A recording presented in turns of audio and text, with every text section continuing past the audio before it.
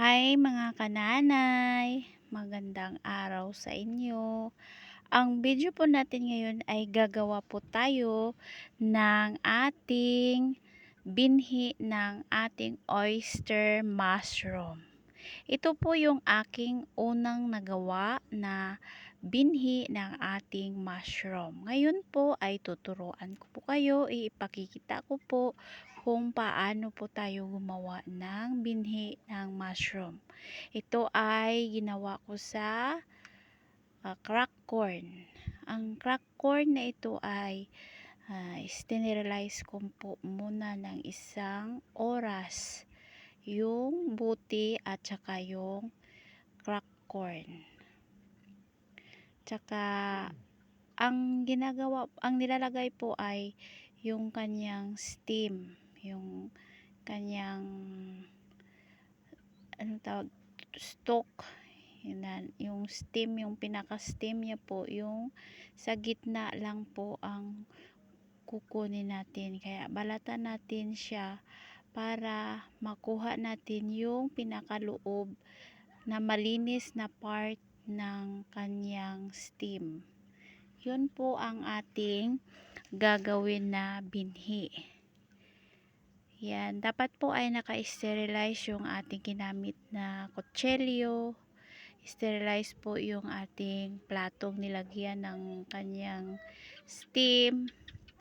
At naka-alcohol din po yung ating mga kamay. Yan po, nilalagay ko na po yung ating pinakagitna na tissue ng ating mushroom sa ating crack corn. Sa susunod po na video ay ipakikita ko po kung paano mag-prepare ng crack corn.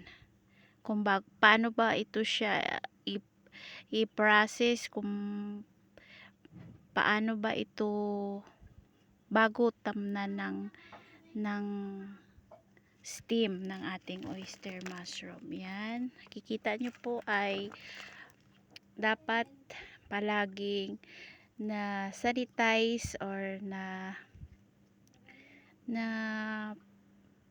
lagyan ng mainit o sa harap ng suga na ang ating paggawa para maiwasan yung mga bakterya na papasok doon sa loob at mapanatiling malinis ang ating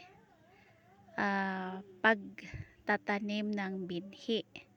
Kasi pag mali yung paggawa mo, kapag hindi malinis, instead na puti yung mushroom ay magiging green at hindi na yun tutubo kasi iba na yung fungi na tumubo. Yan, paulit-ulit lang po yung ating gagawin hanggang matapos po yung 6 na bote na i-sterilize po natin. Yan, paulit-ulit lang po ang ating ginagawa hanggang matapos. Panoorin po ang ating paggawa at para may matutunan din po kayong idea na kahit nandyan tayo sa bahay ay mayroon tayong ginagawa at makakatulong po tayo sa pang-araw-araw nating hanap buhay. Yan po, muli po akong naglalagay ng tissue ng ating oyster mushroom. Napakadali lang po yan kapag gusto mong malaman. Maraming tutorial po sa YouTube. Kung gusto mo talaga yung malinaw na study about sa mushroom. Ulan na po kasi dito sa amin. Hindi ko po alam kung maririnig pa po yung aking busis. Yan po, ay paulit-ulit na ganyan ang aking ginagawa hanggang matapos yung 6 na buti na kinalalagyan. At ilagay ito sa malilim na lugar. Kung mayroon kayo dyan na karton, pwede din na doon yun muna siya ilagay. At huwag niyong kalimutan na lagyan ng date kung kailan nyo po ito tinanim. Kasi mga 3 days makikita nyo na po yung amag na kumakain na siya ng ating mais. Yan.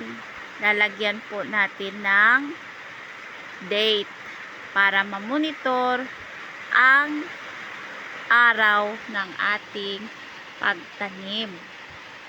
Kasi sa 3 linggo ay maaari mo na siyang itanim. Kung nakikita nyo yung ibang video ko ay mayroon po itong pagtanim. Ito na po para may harvest kayo.